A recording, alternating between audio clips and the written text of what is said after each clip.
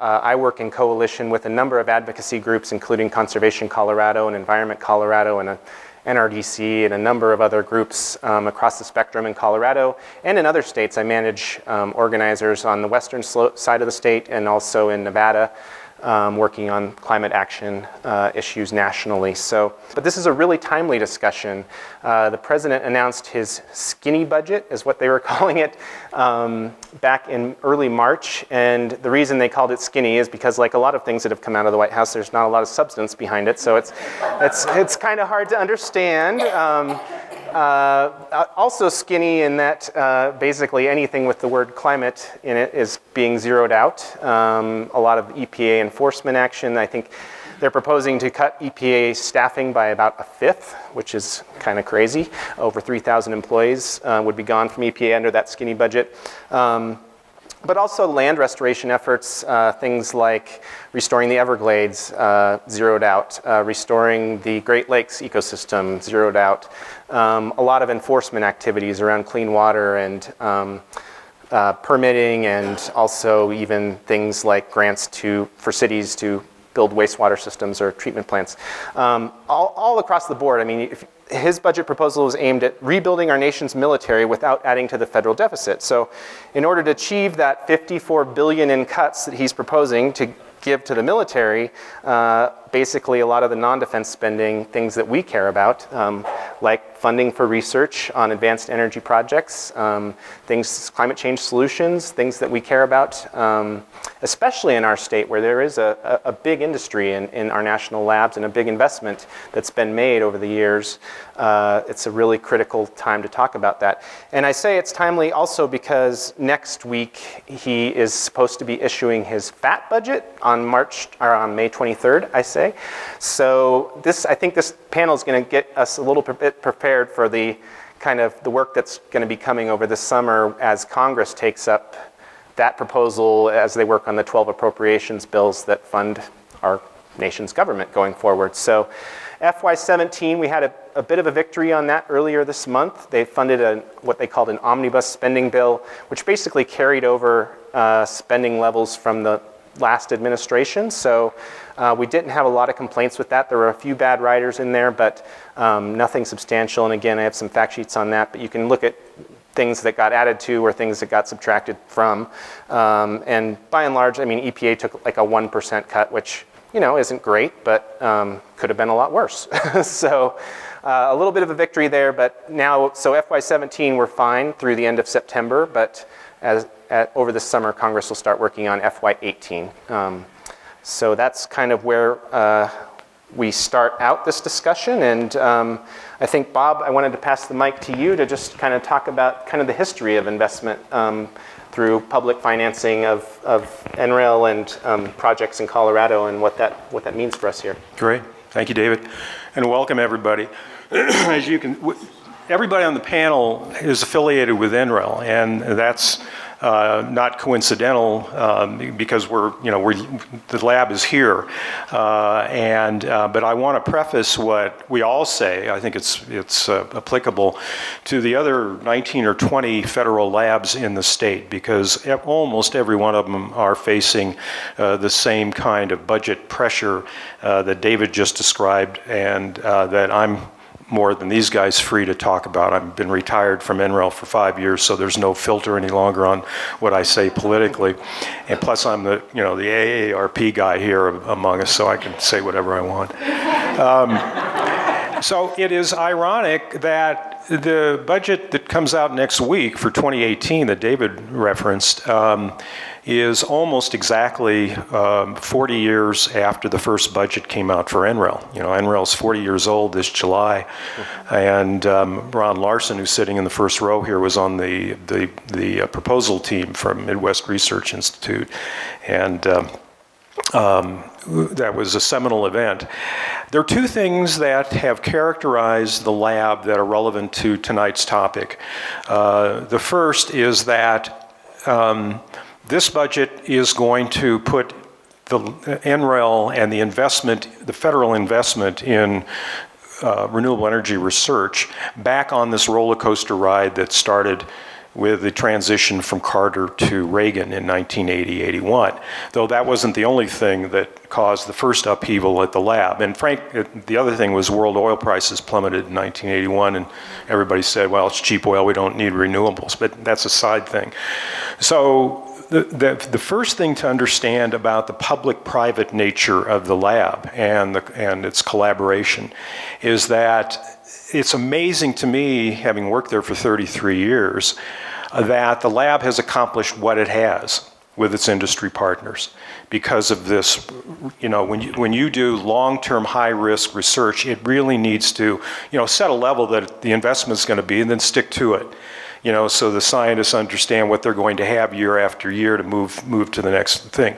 That has never characterized this lab, okay? And despite all of that, it has done the kinds of things that Josh referenced that now are helping to create or move forward an industry. And that's the second key point, is when we talk about the public-private nature of federally sponsored science, NREL, most people don't realize this, but NREL was created by an act of Congress, and the congressional legislative writers of that bill gave the lab a mission that continues to this day, and it was two-pronged. It wasn't just to do the science and develop the technology on renewable fuels and electricity and all the enabling technology that goes with it. It was to build an industry. That's in the wording of the authorizing act for the lab in 1975, to build an industry. Okay, and what's the best way to do that? Well, the hallmark of the lab for these 40 years has been the collaborative nature of its work. When I was there, and I should preface the introduction, for about 8 years I managed the wind research program there, the wind energy research program. So I got to tell you, hearing about a 50 megawatt wind turbine just blows my mind. I mean, that's 5 times bigger than what's out there today, and about, I don't know how many times bigger than what we were working on back in the 80s. And I'm going to come back and give you a little example of that in a minute, because it's relevant. So over the history of the lab, if you look back, you'll find that about an average of maybe 30 cents on every dollar invested by Congress in the research at NREL is turned around and given to companies or industry partners, academic partners, to move the technology into the marketplace. It's been market driven since day one.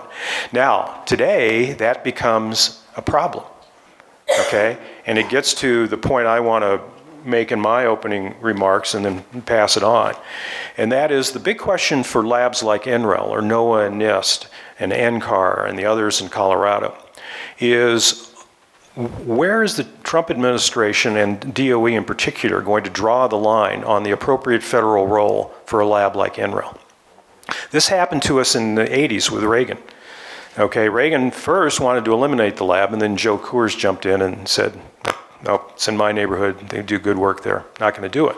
So then the reduction, from 80 to 81, when the lab had 500 people laid off, had to do with, we'll leave the lab intact, but it has to do strictly basic science, maybe a little applied research, but mostly basic science. And the collaborative aspects with industry were viewed as what became a buzzword that was a negative one for the lab, commercialization activities, and later deployment, okay? And so the lab has moved in this sort of cycling of its research investment and has still somehow moved the dial to the point where these technologies today are making a huge difference and have the prospect to, if we stay the course on the research in general, but on the collaborative partnerships that have characterized SERI and then NREL all these years. Now, 2 examples of why this budget next week and the people who are populating DOE now become critical for the lab and challenging for the lab. One is that Josh mentioned his company and how it has been helped to be stood up by its work with NREL and Peregrine. In 1981, when I started with the wind program, the first generation utility class wind turbines that were being built by Westinghouse, United Technologies, Boeing, all immediately ran into problems dealing with turbulence. You know, these big blades, not like the huge ones today, but still big ones, were being flown through the kind of turbulent air that the design of the turbine blades simply didn't account for, because those designs were taken from fixed wing rotorcraft, from NACA manuals, you know, airplanes that go up and down a few times a day, as opposed to a wind turbine blade that's got to run a million cycles. And so the first big collaboration for the wind program at NREL started in a little town called Crookston, Minnesota. And we went to basically the guys there, which was the first company that was manufacturing blades for the turbines in those days, were boat builders, because of the similarities between the aerodynamic aspects of boat building, moving through water, and turbine blades moving through air. Very sharp group of guys. I can't remember how we found them. But we had a guy at the lab develop the airfoil shapes for a wind turbine blade specifically designed for wind turbine operation, a guy named Jim Tangler, still lives out here. And Tangler then worked with Airfoils Inc., the little company in Crookston, Minnesota, for them to manufacture, based on that set of airfoil shapes that make up the blade, the geometry, a test article, a blade set. We went out, flew it out outdoors, and it immediately achieved a 20-25% improvement in energy capture. Huge breakthrough. And then, of course, the lab licensed the technology. I mean, this is a model that's now used many times over today, and then took a position on got a royalty stream back in to do further research from a percentage of the profits from each blade set sold. Great collaboration. No picking of winners and losers. This is a tiny little company, and it was competitively bid, which is going to have to be, I think it's the case today, probably at the lab. But in those days, sometimes you just pick somebody, you know, and gave them a contract, not anymore. That's example number one of what the foundation for doing this public-private partnership type work is today. Second thing is only somewhat related to the consequences of a 30% cut in a budget, okay? In 1996, President Clinton and Newt Gingrich, the Speaker of the House, many of you probably will remember, crafted a budget deal. And the budget deal ended up with discretionary spending being cut generally 20 to 30%. The lab was cut 30%. We laid off 230 people were given buyouts or got early retirements, and we ended up laying off maybe 30 of them. But it had a huge impact on the people remaining at the lab. And this is the point I want to make. One of those people, who some of you will remember, was a guy named Ellenberger, I think was his name. The world's outstanding PV scientist is sitting here. And Hager was working on polymer solar cells, you know, the plastic solar cell, which would revolutionize the market. And he didn't get laid off in 1996 as a result of this deal, but he lost his inspiration. He didn't think there was a future working at SERI, and he left. And a few years later, he wins a Nobel Prize in photoelectrochemistry for something somewhat related. So the point is, you don't get those people back. And if we go through, as I've been through every one of these at the lab, another perturbation, another upheaval with people's lives, losing scientists and engineers that provide the seed corn, the subject of tonight's meeting, for industry, like Josh's company, or Airfoils Inc. back in and Westinghouse and so on back in the 80s, then we really have lost a jewel in the crown of our science community. So I'll end with that note and pass it on to the current NREL perspective. Thank you. What a great history, and the history of NREL is so fascinating. I've looked at some of the numbers and the stories too. It's really amazing. So I'm going to talk a little bit about kind of some of the current partnerships that we have, and a few ideas about what the best role for private sector is, as well working in collaboration with public institutions such as NREL, and also give a few more examples. Although I think we've got wind pretty well covered here, so I'll probably not give my wind example. So NREL right now has about 750 active partnerships right now with private sector and research institutes and academia, and that's with about 500 active partners. So it is a very major program that we work with a lot of different organizations. So we work with everybody from renewable energy companies like First Solar, technology companies like Hewlett-Packard, General Electric, transportation companies like Toyota. We work a lot with power providers such as the Bonneville Power Administration, Hawaiian Electric Industries, and we even work with some traditional energy companies. So we actually work with some oil and gas companies who are interested in incorporating renewables in their operations or investing in renewables. It's companies like Statoil and Shell Oil who are actually beginning to develop some of these technologies and get involved. So there's really three areas I want to emphasize that is the best way for public-private partnerships to happen. And I'm going to list the three and then talk about a few examples of each. And the first is a little bit of what Bob mentioned, which is that early stage research and then taking that research as that technology to the market. So public institutions and research labs like NREL can do that early stage research when that technology is going to be 10 to 20 years out before it'll ever be a commercial product. And private industry generally cannot invest at that very early stage. So if you've got a technology that's not really fully developed, it's not really ready for the market, that's where the public funding is really important. And then as that technology becomes more closer to commercialization, getting at what's called the valley of death. Because there's sometimes investment in the early stage research, there's investment when you've got something that's very fully commercial, but there's that early commercial stage, early to pre-commercial, that there's not a lot of support for. And so that's the area that often public institutions and private institutions work very closely to get that technology into the marketplace. A second area that is very important for public-private partnership is testing and standards. So an organization like NREL or Inst or some of these other organizations often will be the independent third party that tests technologies before they go into the market. If you have a private company testing its own technology, you don't really know if that's a valid result.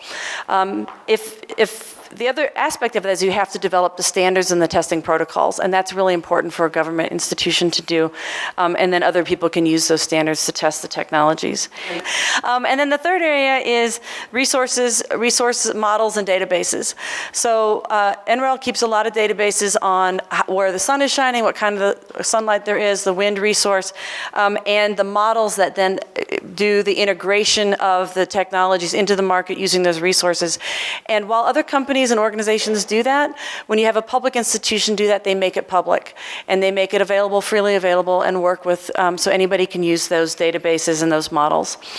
So I want to just give a couple examples of these different areas. And the first one I want to mention, and Bob, feel free to chime in on this if I don't get all the details right, is the example of cadmium telluride solar photovoltaics and the company called First Solar. And back in, so thin film solar photovoltaics is a method of depositing materials on a substrate, and it's actually much cheaper to manufacture them, or at least certainly early on, than crystalline silicon early on. And there's a lot of other advantages for doing that. In the early 90s, NREL partnered with a company called Golden Photon to research how they could take this early stage research in this thin film technology and begin to manufacture it cost effectively. And they actually won a pretty prestigious award, an R&D 100 award, in the development of CAD-TEL PV module manufacturing. And then Golden Photon actually ended up delivering 25 kilowatts of CAD-TEL panels to the Navy, who was interested in this technology. That was the largest at that time. This led eventually to a partnership that created, First Solar was created. They licensed the technology, and then they worked very collaboratively with NREL's deposition experts to improve that manufacturing process. They installed some of their panels here for long-term reliability testing, for outdoor testing. They basically developed a process to deposit on cheap, low-cost commercial glass, and then won another big prestigious award in 2003 when they boosted the cell efficiency at the time up to 16%, and now that's closer to 22%. First Solar took off using this NREL developed technology. They're one of the leading US manufacturers. They've got 5,000 employees, and they got of annual revenue of $5 billion. And that could not have happened without that public-private partnership with NREL developing that technology. Another technology development I want to mention, because Josh here will talk about it, is the Peregrine computer. And as you know, big computers and computing centers take up a lot of energy. And so when NREL decided to build a new supercomputer to do our models, we wanted that computer to be the most efficient computer in the world. We knew it wouldn't be the biggest, but we wanted it to be the most efficient. So Hewlett-Packard was at the time beginning to develop water-cooled computers. So they were beginning to think about water-cooled supercomputers. And they actually accelerated the development schedule because NREL said they were interested in that technology. And you water-cool them because it makes it you're not doing forced air cooling. So it's much more efficient. You can put the computers in smaller space. And so they worked very closely with HP to develop this technology. And HP developed the computer, but what NREL did is we developed how to integrate it into the building. So all the waste heat from the Peregrine computer that was developed by HP goes into heating the building that it's in, which is a 182,000 square feet building. It heats the building, and it also, NREL developed a type of cooling process, evaporative cooling process, to use the heat to cool it in the summer. It saves NREL $1 million a year in energy costs. It was cheaper to build, and it's cheaper to operate. And it gives HP a technology that they can sell to others because they have proven the concept, and it's much more efficient technology. And then we'll hear later about how that computer is actually used in other public-private partnerships. On standards and testing, I'm going to skip the wind example, but I want to talk about the solar standards that NREL has developed because it's very important for a recent event here that happened in Colorado.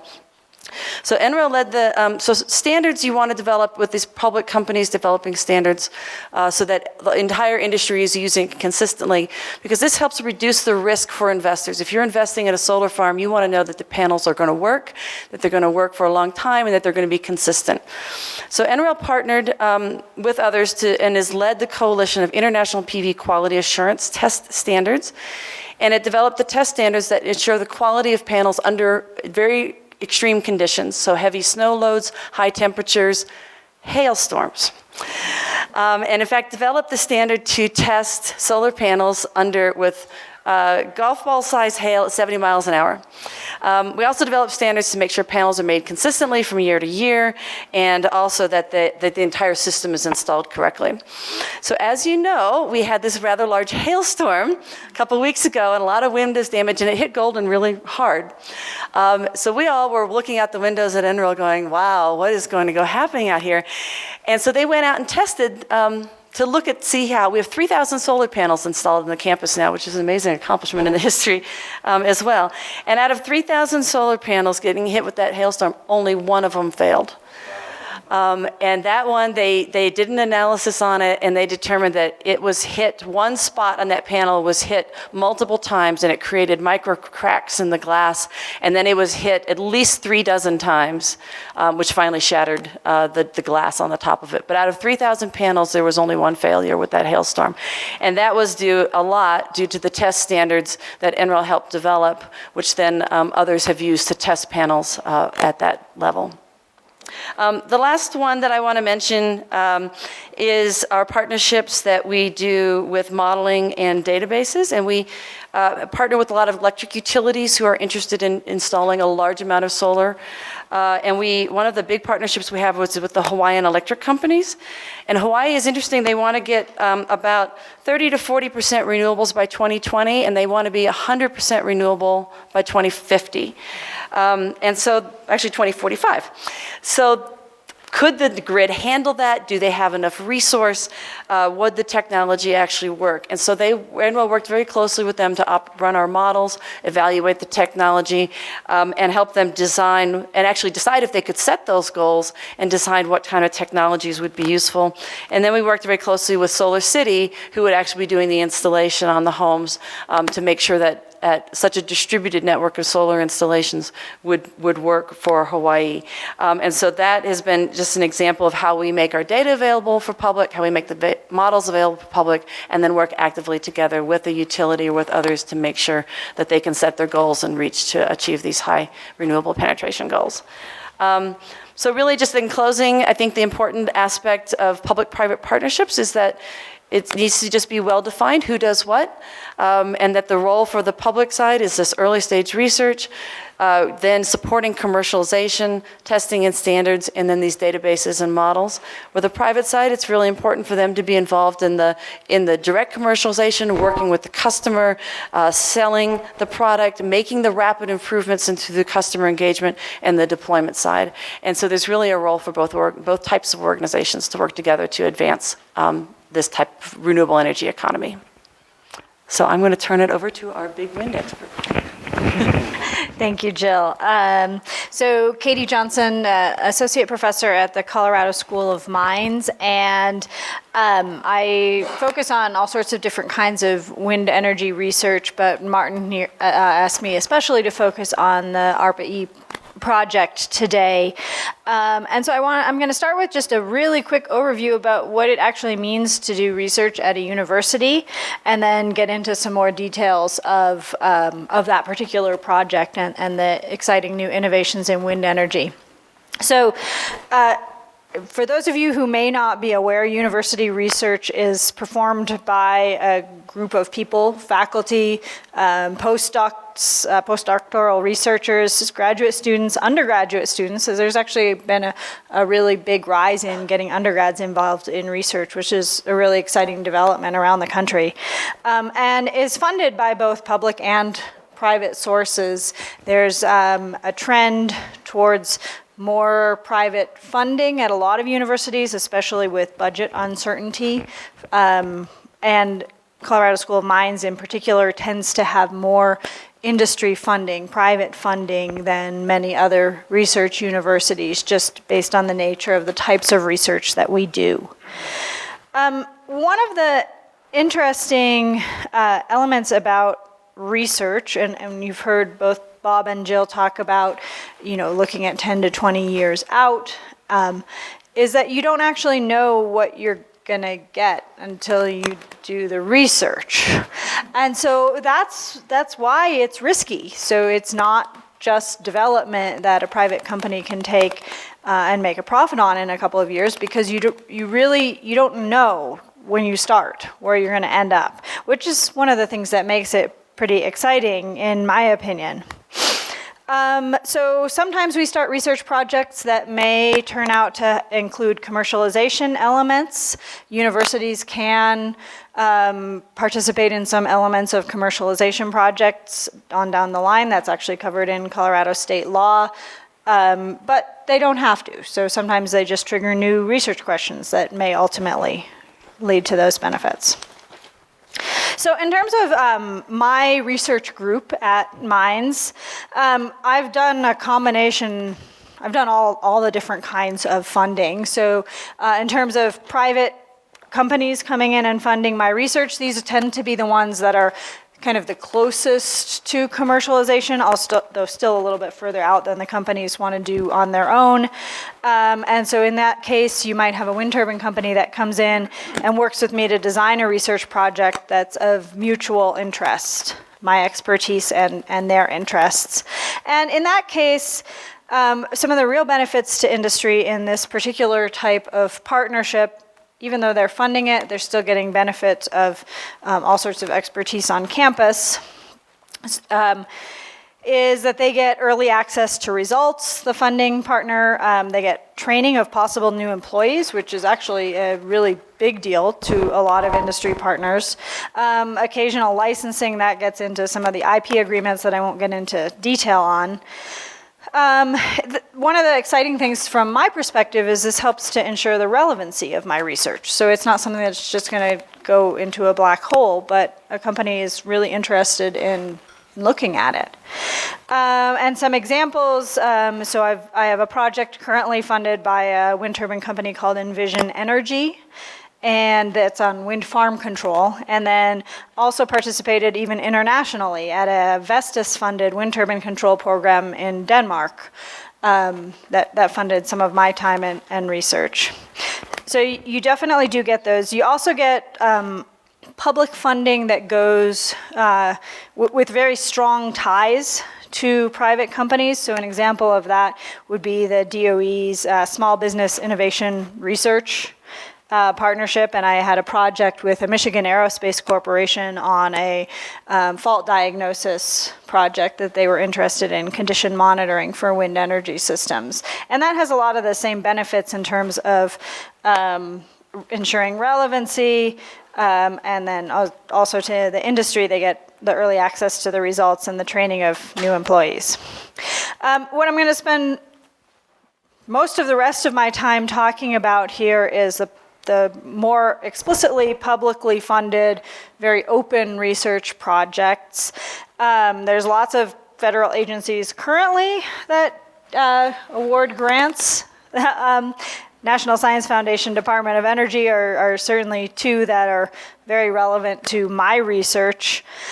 These tend to have extremely competitive proposal processes. I'm not sure how many of you are aware, but the ARPA-E project that we have funded had something like a 3% funding rate by the end after going through all the steps. So these are not easy to get projects. We're not just throwing away money here. Well, not necessarily. But these also do tend to have a much longer path to commercialization, and they're more basic science, to use some of the same terminology. They're still too high risk to be profitable. So as far as ARPA-E goes, and here a couple of statistics since I'm talking about this project. ARPA-E was actually signed into law as part of the America Competes Act by George W. Bush in 2007. And it was first funded via an appropriation from Congress of $400 million back in 2009. So that was when the actual funding started. And apparently there's been more than 400 projects funded since then in all sorts of different area of research. Now, I actually probably should have given the definition before I started rolling into the statistics. ARPA-E stands for Advanced Research Projects Agency-Energy. And it actually was inspired by an extremely successful program that many of you may have heard of called DARPA, Defense Advanced Research Projects Agency, that has been around since the 1950s. I looked up the statistic. It started in 1958. And some of the research that was initially funded by DARPA has led to things like the GPS and the internet. So some pretty big... Who knows who we give credit to for that. And a brief aside on that, Katie, in the skinny budget, that ARPA-E would be zeroed out. So it would go from, in FY16, what was it? Let's see, $291 million to zero. So this is what's at stake. I mean, just a small example, just so you know. Yeah, and so this has caused a lot of consternation that I'll mention more in just a minute now. So yeah, so the last statistic that I really wanted to share is that it looks like, I added up the amounts, it looks like ARPA-E has funded about $1.7 billion in research since it started in 2009. So what are we doing? So we're doing research that is too high risk for private companies to take on. You hear about sometimes people in the public and or in Congress complaining that the government is throwing away money because some of these high-risk projects have failed. But the whole point is that we don't know what's going to work when we get started. Now, I, of course, am fully confident that we're going to have 50 megawatt wind turbines on our doorsteps within the next few years, because our research team is fabulous, if I do say so myself. But the fact is that these are very high-risk projects. So what we are working on is this 50 megawatt segmented ultralight morphing rotor. So the rotor is the spinning part of the wind turbine. And the idea here, we are looking at blades that are way longer than anything you'll see today. So if anybody ever drives to Boulder and looks at the turbines at the National Wind Technology Center, the largest turbine there currently is 3 megawatts. So we're talking 17 times bigger than the largest turbine that's there right now. High risk. We are planning for an offshore market for this turbine. Great question. I suppose I don't know, I couldn't guarantee how people would use it in the future if it came to be developed, but I expect offshore. What's that? Okay. Good area. I don't want to stay home. Yep. So the motivation for this idea, and Martin had mentioned that this would be actually a downwind turbine, so that means that the wind passes through the tower before hitting the blades. And the reason for that is that the blades can be very flexible. Am I doing something wrong here?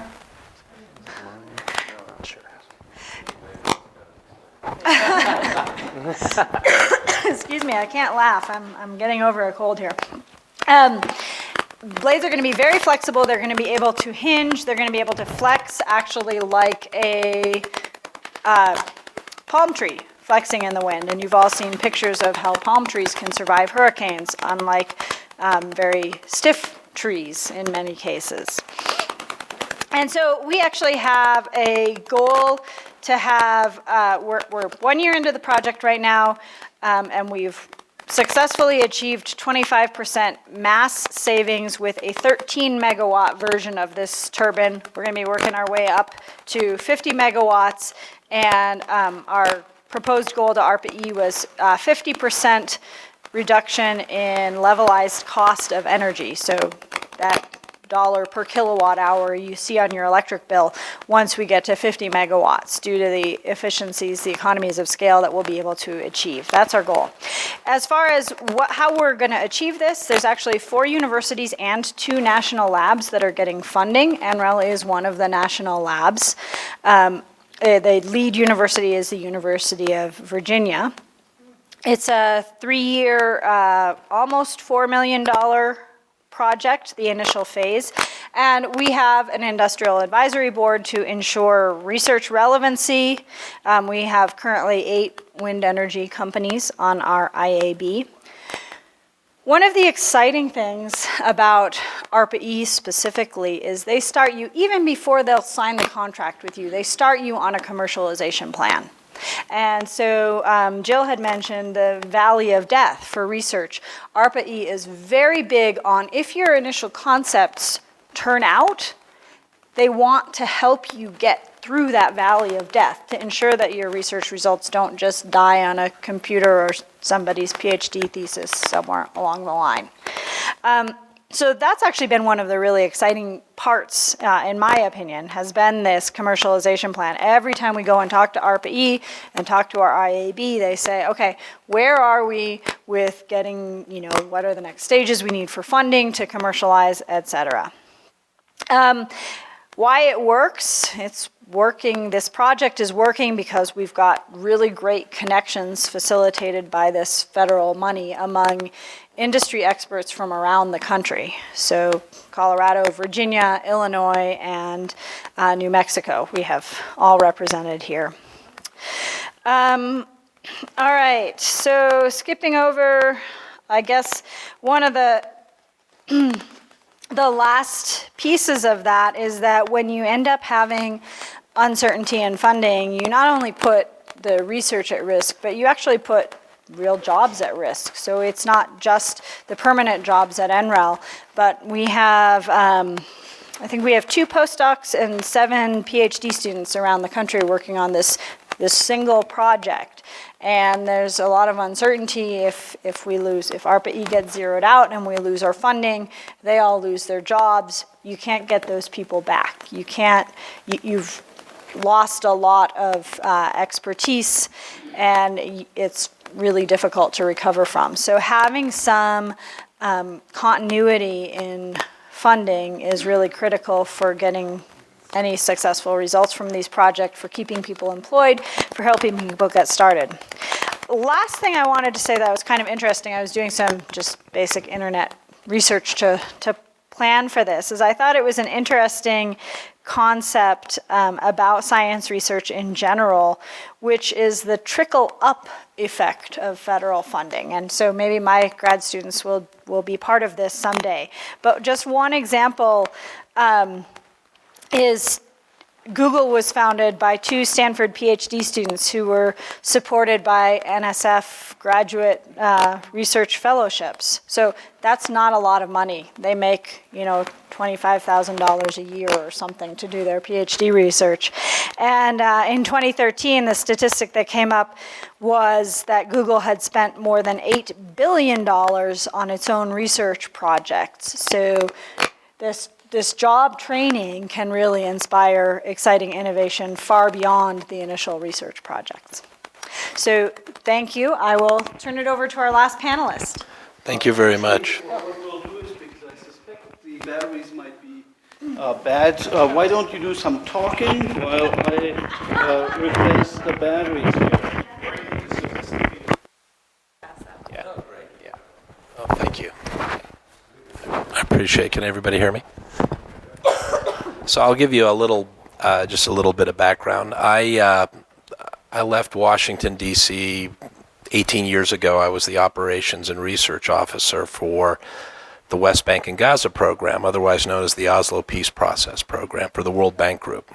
I administered all the multi-donor trust funds, 26 donor countries, 14 different currencies, and we had the finest auditing firms on the ground in the West Bank and Gaza to make sure our multi-currency funding did not end up in Arafat's bank account. And we made sure that without putting a microchip in every dollar, that we followed the money as best we could for health, education, welfare, transportation, infrastructure networks.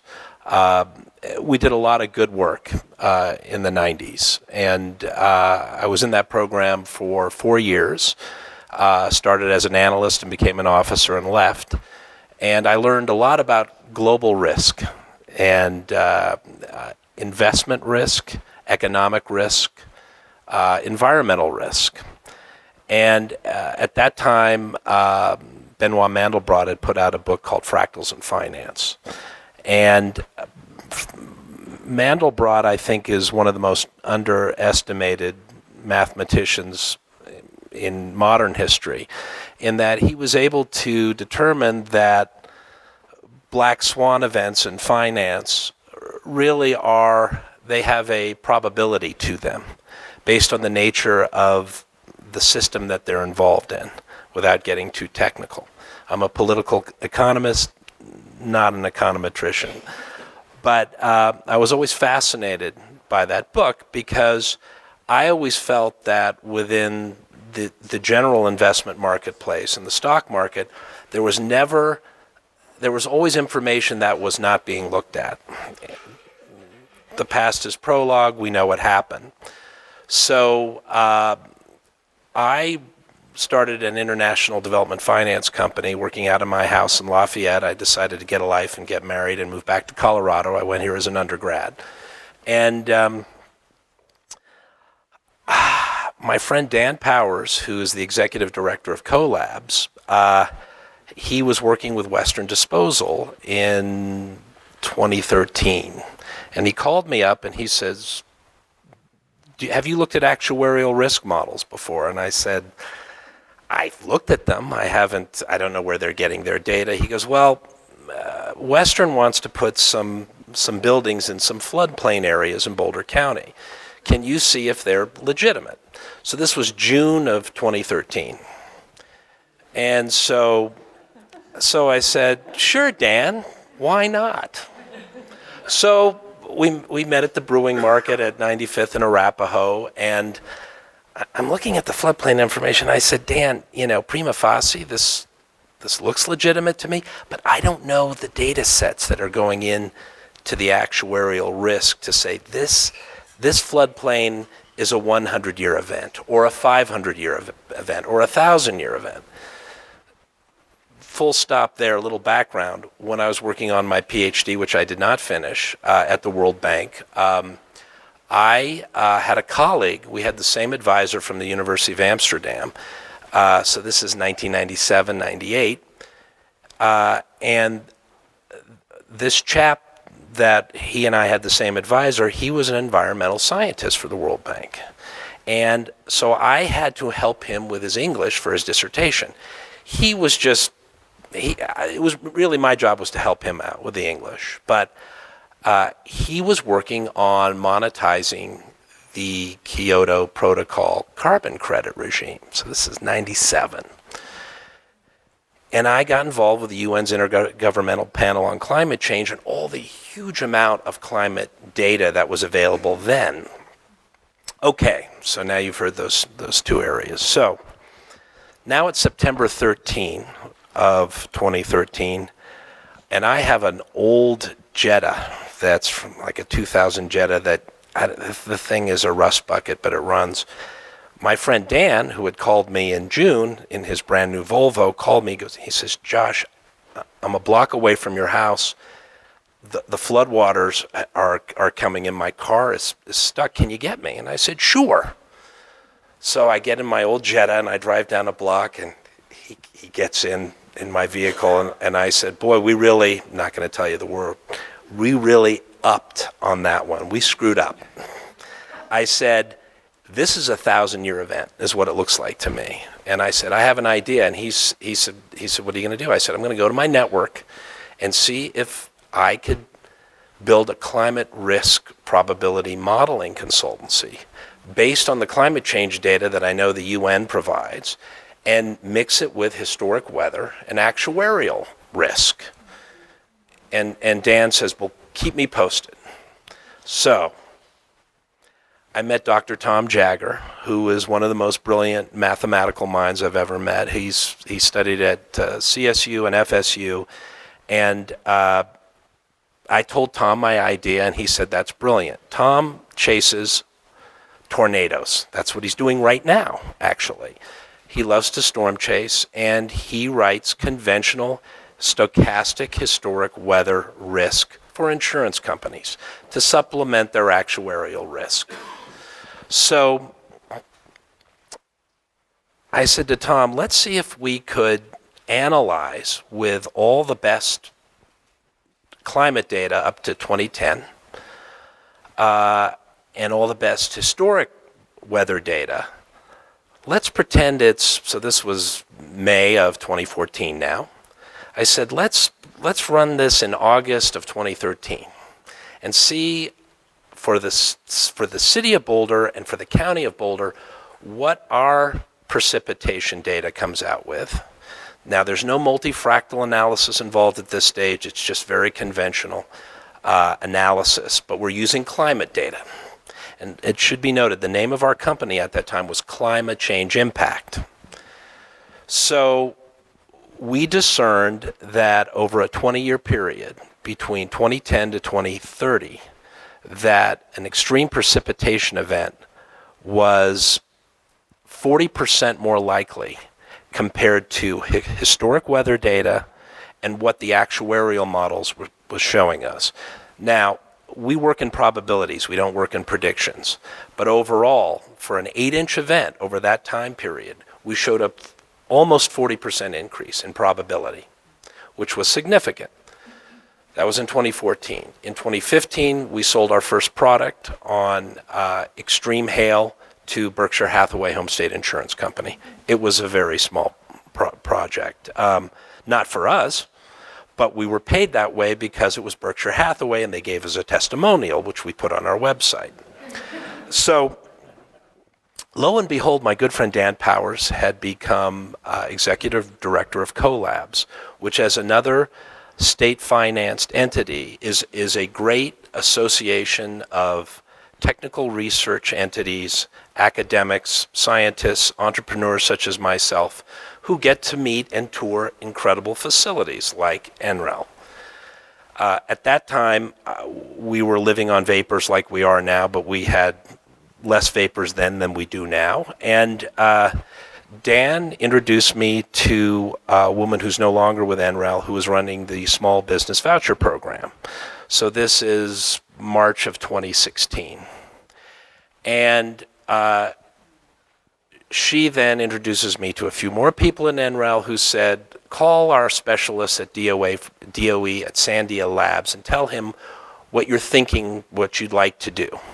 What I wanted to do was take my 20-year-old multifractal risk idea and apply it into extreme weather risk probability and analyze it. We talked for several months. In August, I submitted a proposal through the Energy Efficiency Renewable Energy Program of DOE to work with the Peregrine supercomputer on a multifractal research analysis. My partner Tom is the PI. I'm the I. He's the principal investigator. I'm the investigator. I do all the writing, reading, and I make sure the numbers add up. Tom and I had about $450,000 in proposals with NOAA and a few other entities. And so this is now, we started with Peregrine on November 1st of 2016. The value of our one-year Peregrine research project in dollar terms is about $225,000. Tom and I don't have substantial credit. We can't go to the marketplace and say, would you invest in us because we have interesting ideas? It doesn't function that way. And we had just, by the 25th of November, changed our name from Climate Change Impact to Extreme Event Risk for obvious reasons. And we called the officer and the budget officer for climate monitoring. Tom and I had written I think a fairly interesting proposal that I felt of the three we had in the fire, one was going to definitely generate about $150K. But all their funding had been cut, actually, by the outgoing Congress, who decided to stifle any, this is what I was told by the budget officer in Maryland. I don't know if this is actual, but the climate monitoring group that we were working with for funding lost its money from the federal government. It was in stasis. And so I said to Tom, all we have now is this NREL project. And it's in kind. We're not getting paid for it, but we're putting in the time. So we worked on that project till the 31st of January of this year. Tom and I, we have to make money. We have to sustain. I have to go out and do business development. On the NREL tours, when I met Martin, who's so gracious to have me here. Thank you, Martin. And but what happened, what you don't know, Martin, since we spoke, is I asked Tom to produce a report of that 1/4 of use of the Peregrine supercomputer. And what we were able to determine is we found a multifractal analytic tool to supplement our extreme weather model. And it's significant in that from our, and we used we had 160 terabytes for the whole year given to us. And we kept calling Steve Hammond and saying, we don't need these. We don't need these. I think we used half a terabyte. But what that time, that 1/4 period between November 1st and January 31st allowed our company to do was do that multifractal analysis and come up with a time-scale series of extreme weather precipitation. We used our Boulder precipitation data from 2 years before, And we now can show time scale and event shape probabilities that are significant, that we were able to test locationally from just a few runs using peregrine and the strength of peregrine. That's beyond tax dollars doing its work. I can't say enough good about that, because once I saw that, I said, we can go to the marketplace now. We have something that, as far as I know, is not available at all in the market. And we got this through peregrine, through NREL, through DOE.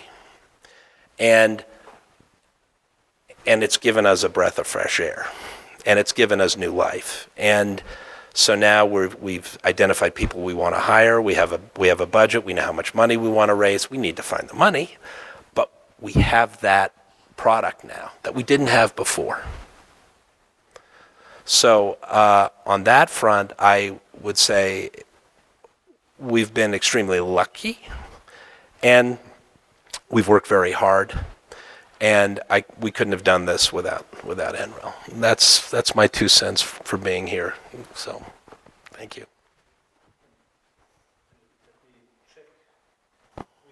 That microphone works. It might be clear. Let's hope it's true. Well, thank you, panelists. So many questions come to mind after all those exciting things.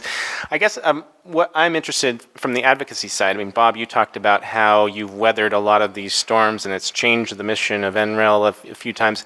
I know during the last congressional recess in April, there was a story about Michael Bennett touring, I think he was at NREL, and taking notes actually in front of a presentation, which was surprising for a U.S. Senator to be in class, essentially, which was great. And I think Martin told me that Cory Gardner was visiting a facility in Fort Collins, one of the labs up there. So obviously, the economics of it have their attention. What do you think the prospects are for, well, I guess one, for weathering this storm that we're about to face, and also how can people get involved to advocate to get this going in a better direction than what we have now? Well, those are the questions, aren't they, for all of us who believe in this enterprise and have worked in it or supported it all these years. I don't worry looking at this, politically like I used to do at the lab, too much about Michael Bennett or Cory Gardner. I think they're going to be there. And one of the things that I've told current NREL folks who've talked to me about what's going to happen and what it was like in the past is that it's never as bad as it appears up front. The ARPA-E is a good example that this is when ARPA-E is actually a successor to a very popular Clinton-era program that the new guys at DOE said, we think it's a good concept, we want to wrap it up into something we take ownership of and get all of the kudos for. So ARPA-E, somebody had the great idea of making a DARPA type thing for energy, and there it was. And when I give advice now to my buddies back at NREL, it's use what has worked in the past, the golden photon and first solar story, the extreme event risk, did I get the new company name right? Story. And use that as a foundation to say to the new Assistant Secretary for Renewable Energy and the OMB guys, they're going to come out and really dig in and say, didn't you guys work on Solyndra? You guys remember the Solyndra story? Big, like $500 million down the toilet. And say, no, here's a new way that we can do the same thing and be successful under your time here, okay? And that has worked, at least in my experience, with every new administration that comes in. They don't necessarily, even though they say we're going to come in and clean house, bring in new people. This administration, I think, means that in a lot of ways that weren't like George W. Bush and even Reagan to some extent. But the normalizing effects start to happen. And for the lab, the key challenge will be, and what we all, to go back to David's second part of the question, need to be able to do, is to recite the kinds of stories that Joshua recited to these influencers that come in from the administration, whether it's Perry's people from DOE, OMB, the Denver Post, the stuff that everybody reads, and say it's not appropriate to pull back the lab's role to just early stage research, okay? It's not that, all of these other things that we've heard about have something of have an important early stage role, but you have to move forward with the engineering and the testing and the demonstration and the standards. And that's going to be the big challenge, is to convince the new crowd that that's the appropriate role for the lab, for School of Mines, for NIST, NOAA, and so on. Let's open it up to the audience. Take a few more questions. And I'll just pass the mic out. A small clarification, it's photon energy, not golden photon. Golden photon is the Coors venture into cad telluride. Photon energy was out of Austin, Texas. El Paso, Texas. I work closely with them. I've been at NREL for 37 years. One of the questions that I had was the standards issues. One of the things I did at NREL was the photovoltaic standards. NREL is an internationally leading group in photovoltaic, solar, and wind standards and certification. If that gets zeroed out, you can't turn that on again. That takes time. Standards take a minimum of a year or two to turn back on, assuming nobody left. And so there's zeroing out programs like that is bad. Cutting them in half is dramatic, but zeroing them is catastrophic, including ARPA-E. They've got all kinds of programs in the work. Yeah. Jill, do you want to just make a quick comment? Yeah, I think standards is one of those things that it's so fundamental, but it's not very glamorous. And I completely agree. It's a very important program to really keep moving forward and to keep educating people about why it's important to have those standards and why it's important to investors and to people who have the panels on the roof or the people who are investing in systems, why it's important to have those standards to have a consistent industry of reliable technology. I've been in Colorado since 2001, but at that time there was discussion of NREL closing under Bush. Is there a good analog here for Plan B, for Plan A, for whatever, under this administration? How did that get turned around, and might it apply here? Well, these administration changes, they're not monolithic, and the people that come in, there's different attitudes as you start moving down an agency, even among the political appointees that are made. And that's what I mean by this sort of, you find, I think ARPA-E, if I had to guess today, will go from the 290 million to some significant fraction of that. It's not going to get zeroed out. There's too many ARPA-E programs and PhD students in districts all over, the congressional districts all over this country.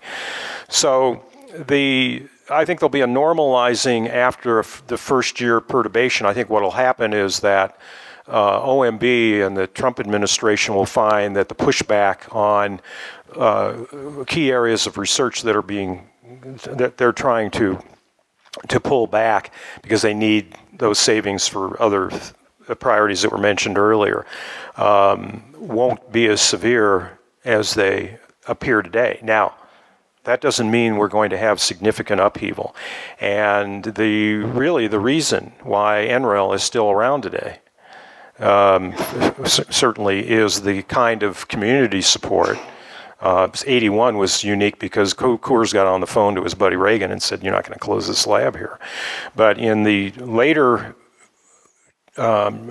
challenges to why the lab exists, we had one congressman who will remain unnamed from Colorado come in here and say, "Why are you doing all this stuff? This isn't an appropriate role for taxpayer dollars."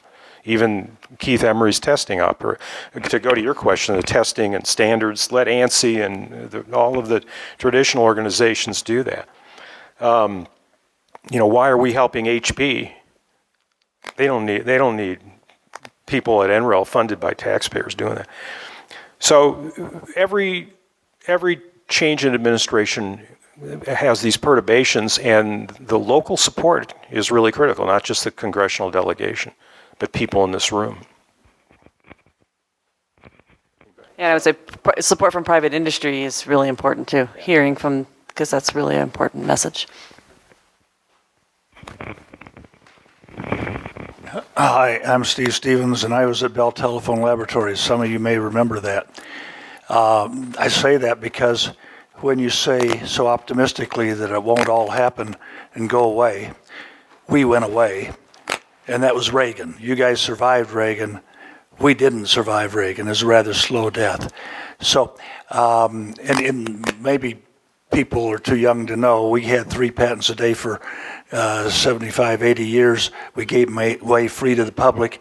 We were totally funded off of 1% of all the local telephone bills, and everybody said, you shouldn't get money off of people's telephone bills, but that reduced the cost of service dramatically. The 1% this year dropped 2 years later, the cost, and it just cascaded down. To casually say, and I don't mean this to be personal, but that don't worry, it won't happen. I'm here to say it happened. And so I say if it happened, it can happen. And I'm saying that in the same context that climate change is changing all the actuarial things because of the history. A political trend can change and amplify consequences beyond what were thought to be previously the consequences. When Rabin got assassinated, Netanyahu got elected during the peace process. By 1999, we said politics was trumping, pardon the term, economics. Politics trumped economics.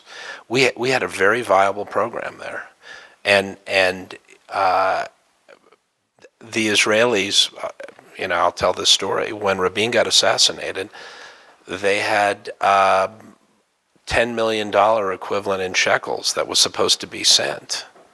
And I was on the phone with them 3 days after Rabin was assassinated, and they said, it's so important for us to get that money to you, knowing that it was going to the Palestinians. And look what happened. Look where it is now. And that is a political issue that destroyed an economic development program that I firmly believe happened because of politics. Actually, I wanted to ask a question about the international impact and about China, the elephant in the room. I mean, is China just gonna invest and gallop away? Will they ever sell us those patents, or will they just sell us the goods produced with those patents? So I mentioned at the very beginning a private industry-funded project. Envision Energy is actually a Chinese company to start. So although certainly there are concerns about competitiveness overall of our industry, we also have partnerships, and they are willing to invest in us and in our research programs. I'm wondering, do we have other realms of government? I'm thinking of Department of Defense, but we have the nuclear program also. Is NREL and the renewable sector, is it treated differently, or are there parallels with other segments of the public-private partnership of trying to get new technologies across the valley of death? So if I understand your question correctly, NREL does work actually quite a bit with a lot of other agencies. So we do a lot of DOE funding. That's our primary funder. But we do quite a bit of work with the Department of Defense. We do work with Department of Commerce. We do work with a lot of other EPA, other different agencies, U.S. Agency for International Development. We do a lot of deployment overseas. So there's a lot of other agencies that are interested in this development of technologies and deployment of technologies, and so we work quite actively with all of those. And then some of those organizations have their own national labs. I mean, there's 17 Department of Energy national labs that are all focused on various stages of research, from very, very fundamental up through fully commercial technologies. So I'm not sure I answered your question, but yeah. So that it's a pretty standard model for a lot of the government agencies to work with the private sector to develop technologies. They often do it in different ways. So Department of Defense is often as a consumer of the technologies themselves, so they're looking for new airplanes or new ships or whatever, and so they will fund research that supports their own needs. Labs such as NREL and some of the Department of Energy labs are funded by the government that supports the needs of an external industry, not just a government need. So they have slightly different contracting structures and motivations, but public-private partnership, I would say, happens with almost all of the government agencies, just variation in the needs and the way they're focused in the contracts. So I think this one is for Jill. This has to do with proprietary information in your public-private partnerships. And so, let's just take an example. A company such as ABB has 2/3 of an answer, and they know they've got 2/3 of it, and they need the other 1/3, and they need some deep research in it. The discussions, at least in middle management and ABB, were, well, we don't want to go to NREL because whatever we do there becomes public domain, and we want to capture this so that we at least get some sort of advantage for a period of time and can make a buck on it. What's your response to that? So NREL and all the national labs can have different types of contracts with different types of organizations. And so certainly all our government-funded work is largely publicly available because it's funded by public tax dollars. If we're working with a private industry that has proprietary data, we'll often sign agreements to them, such as a CREDA, Cooperative Research Agreement. And within a CREDA, we can, there'll be protections for proprietary information, and NREL will not make that public. And this is true of a lot of the other government research agencies. So there is mechanisms when signing a direct, if it's fully funded by a private sector company, there's agreement for keeping the information proprietary, then that's kept proprietary. We also do work where we work with multiple, sometimes companies that each contribute information, and we keep the specific information proprietary, but we'll combine it with others and generalize it and can make that public. But all of that is done in previous agreements. We have discussions with the companies about what can be shared and what cannot be shared. So does that mean that the information that's proprietary when that company comes to you is kept proprietary, but what is developed is open access, or is that the function of who's paying? It's a function of who's paying for it and the agreement that's signed and the type of contract. And so there's always if there's going to be intellectual property that's generated, patents or other sorts of things, that agreement is agreed on up front about who's going to own that intellectual property at the end. Can I just say what we're... Yeah, because it might... Yeah. You probably assigned a similar... Yeah, we actually didn't. What I did is, because our research question was so open-ended in terms of getting an answer on the multifractal analysis, I had discussions with NREL on whatever we developed, we would leave that data and that information with NREL for public use, because we know the proprietary implications of our research. So we have a ton of data that's on Peregrine right now, but our algorithms, which we had developed separately, we were able to test those on Peregrine. And so the data outputs, the data sources, all our historic data is on Peregrine.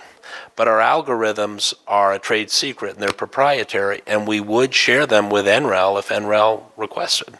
We would work with NREL for use, because NREL doesn't want to make money from that in that sense. And so we're accessible to giving our IP to NREL.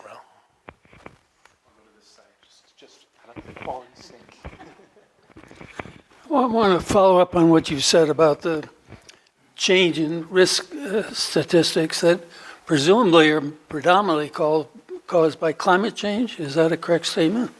Where I want to go with this is the value of the numbers that you're coming up with supporting budgets of NREL. That the situation is serious enough, the risk is getting big enough that we have to have this kind of budget. Well, yeah, I think that's absolutely correct. I find what Tom and I were able to do with NREL and Peregrine indispensable, because even if we don't turn this into a proprietary model and we sell it or we give it away, what we've discovered and what is obvious is climate change and its impact on extreme weather is affecting critical infrastructure. It's siting, transportation networks, agricultural commodity trades.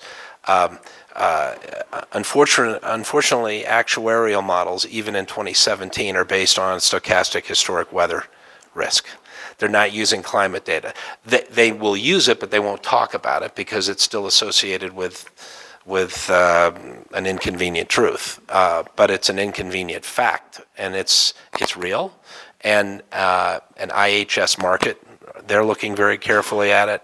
There's a number of groups. I know Lloyd's is looking at it, but this is something that's indispensable. I'm really interested in the support for federal research. It seems to me you may have very unique data that nobody else has. I think what we have discovered is how multifractal analysis can be applied to extreme weather, and not on a theoretical basis, on an actual basis, and that we believe that this kind of science, in addition to what NOAA, NCAR, NIST, and NASA, and NREL have at their disposal, this is a supplement, and that the importance of our federal laboratory system, I can't even articulate it because of what it did for Tom and I. It gave us something that we've been pondering for 3 straight years, that I've thought about for 20 years in financial risk. But we were able to apply it in extreme weather risk analysis as a tool. And that is significant. And we did that because we had the time and we had the usage of Peregrine. And I feel that Tom and I are very lucky, and I'm very. And look at my case. Look what happened with NOAA. All that funding for the climate monitoring research that Tom and I had proposed on, that had come out in June and July of last year with NOAA, that was frozen in November, and so all we had, luckily, as we were awarded that project on the 1st of November last year to work with Peregrine. That's the only project we have. And we were able to do the research we needed to do. Because, not to be dark here, but the officer I was working with the climate monitoring group at NOAA, they sent us a note saying, we don't like your project. Here's why. Our panels looked at this. Now, beforehand, we heard all sorts of good things.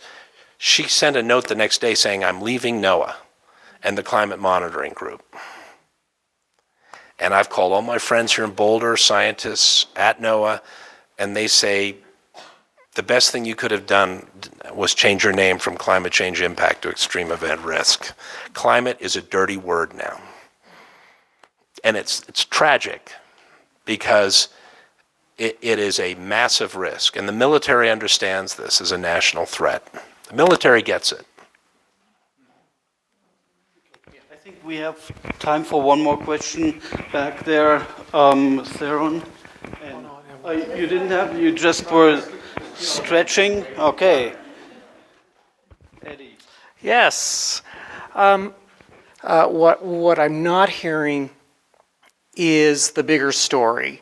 This goes back, in my mind, to 1945 and Vannevar Bush and his publication of Science, the Endless Frontier. I think the public has forgotten that story, that investing in science is a huge benefit to our society. And instead, what they hear is the ideology attacking each specific lab or each specific investment and undermining it. And there's a larger story to be told that's not being re-emphasized. And so I think it's incumbent on all of us to make sure that story, that science has to be invested in, and there are benefits to it. there are always failures in science by the very nature. It's doing something new and different. And so there will be cylindras, but there will be the internet, and there will be the Human Genome Project, and there will be other tremendously beneficial programs. So, Thank you. Awesome question to end on, and I think you can probably all just pass the mic on this one, right? Well, let's start with you, because you haven't had a... Well, so I think you have a great point, and I think what you will hear from many of us is that we change our messages given the wins at any given time. But one of the things that we've done with our ARPA-E project is frame it around cost of energy. So we are selling it to ARPA-E and to the public as actually decreasing the cost of the electricity that they generate. And that is something that you can talk about that can be compelling, leaving aside all of the things I feel about the environment. Okay. Yeah, I think it's, we need to begin to develop strategies to think about how to better, so people become more educated about science and technology and really understand the fundamentals behind it, starting from on up, small on up. And I think it's also incumbent on scientists and engineers like us to come out and actually talk to people, because I think sometimes we all get wrapped up in our labs or our desk or our computers and don't actually communicate very well or very much. And this is actually something we've talked about at NREL, is that we've done all this great work, but sometimes we don't talk about it very much. And it has to come through a variety of different means and mechanisms, and it has to come directly from the scientists, because I think they're the ones that are most compelling with the stories. And so working with people that used to work in public affairs and communications to tell those stories, I think will really help get the message out. I just to add to what Jill was saying, CoLabs has done an extremely good job in a unified sense of telling the lab story. The lead School of Business at CU. Explain what CoLabs is. I'm sorry. Just real quick. Yeah, I was one of the founders of it. I should be able to. CoLabs started out as a collection of the public affairs directors at each of the labs doing federal research, and the three principal research universities in Colorado, who are all telling, this really goes to your point, telling an individual message about their own work, but not tying it all together, even though we all work together. And your joint appointment is a good example, from the School of Mines to NREL. And so it is now a structured group of people that do tours of facilities, that get into the newspaper on an occasion, that work with the congressional delegation, which is probably the most important and effective thing that can be done. So CoLabs really gives us a unifying message, a unifying force that was missing for years here. And I think that's an important part of, or adding to what Jill is saying. I want to just make one quick follow-up to your really good question. I don't want to leave the impression here, having been through all of this for 35 years, that there are not dark days ahead at NREL and other places. That is not the case. We are going to face enormous challenges. All I'm saying is, and I'll give you a concrete example, in 1981 when we were facing the layoffs, NREL had maybe a half a dozen partners in the country. Today we have 750. And the testimonials like Josh has provided tonight, when you multiply that in every congressional district, it was the kind of thing that, while it didn't save Bell Labs, it certainly will contribute to keeping NREL afloat. I'm sorry, I keep talking. Last words. I'm going to give the economic answer, return on investment. How do you measure return on investment? When you look at your taxpayer dollars that are going to fund research entities that normally would never get that money from the marketplace anywhere else, because we have an interesting idea, and that's return on investment. And no matter what Tom and I do, we have this legacy that we were able to develop thanks to NREL and our tax dollars awarding us this little smidgen of research. and we were able to do it. And again, thank you very much for this wonderful panel.